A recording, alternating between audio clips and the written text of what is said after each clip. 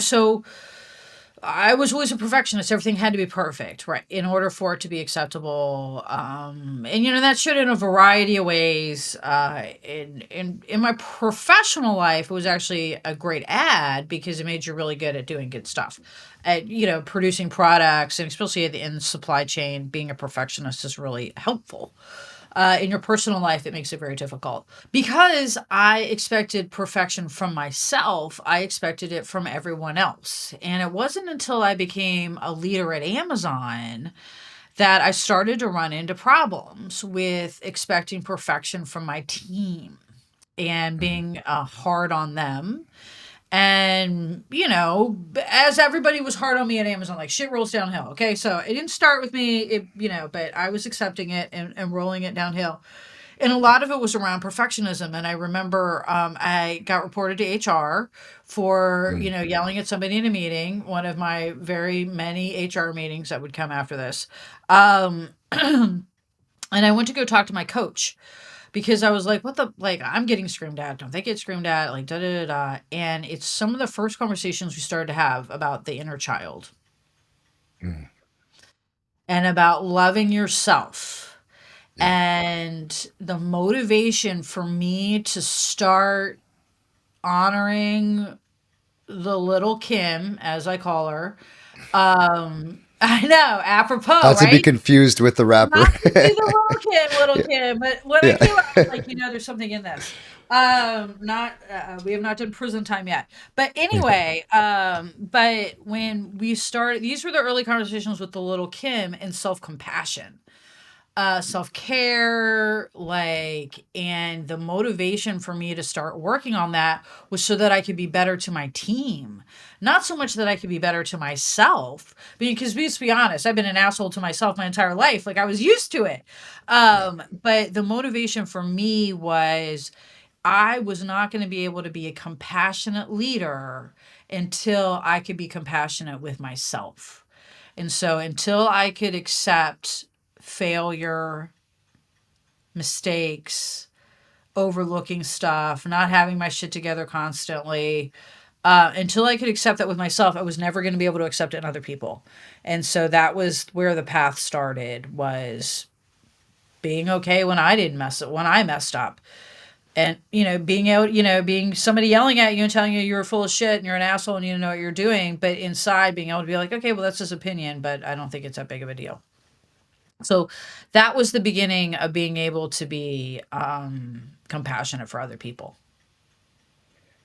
Yeah. I like how you realized that in order to show up better for others, in this case your team, you got to show up better for yourself first. It kind of Yeah. goes back to that. You got to put your mask on first, all of that sort of thing, right?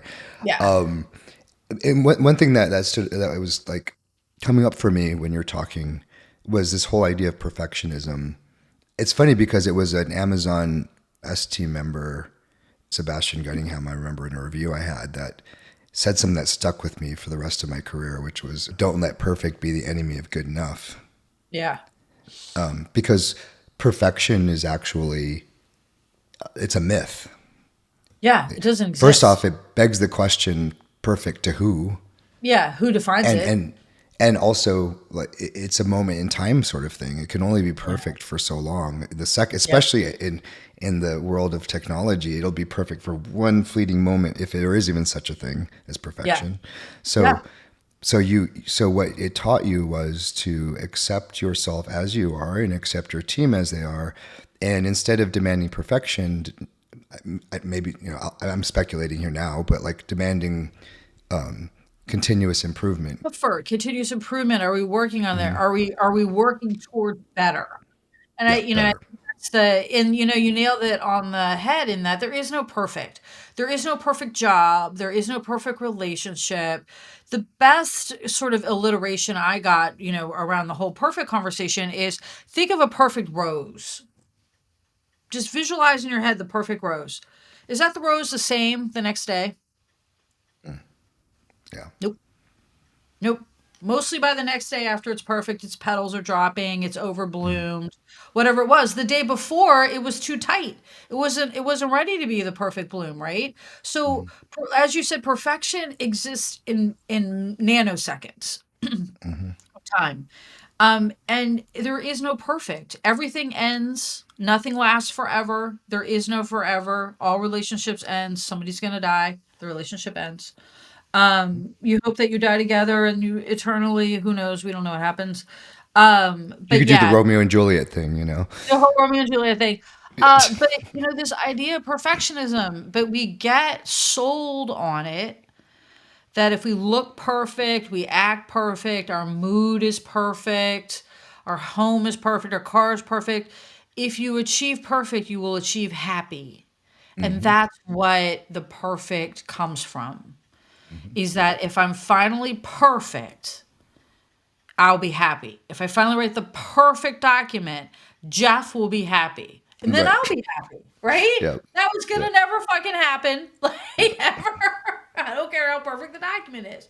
But that's what really drives it, I think, is this sort Yeah. of like, once I'm perfect, then I'll be happy because then I'll be accepted and et cetera, et cetera. So yeah, exactly. Yeah, because I will Acceptance. be accepted and I will finally be enough. And then Mm-hmm. everything will be joyful and it will be Thanksgiving dinner and everybody will be happy. But that's kind of what drives it, right? Is that whole perfectionism. So when I could start to do my own work on being okay with not being perfect, with being messy, with being sloppy, with getting feedback that says, Kim, this doesn't make any sense. I mean, like, Mm-hmm. no problem. Let me go take a second stab at that without like tearing myself up inside. I could allow other people to do the same. Yeah. I think that's beautiful how you had to learn how to accept yourself and your imperfections in order to be able to accept others and allow them to flourish and allow Yeah. yourself to flourish. You had mentioned that it's like I need to be perfect so that I can be Yeah. accepted, because once I'm accepted, then I will be happy. And there's Yeah. actually some truth to that, by the way. Yes. There's some truth that when you are accepted, you will be happy, but you don't need other people's permission to be accepted. Right. You just Exactly. have to accept yourself, right? Yes. Yes. Yes. Yes. Yes. But we don't know that, right? We have to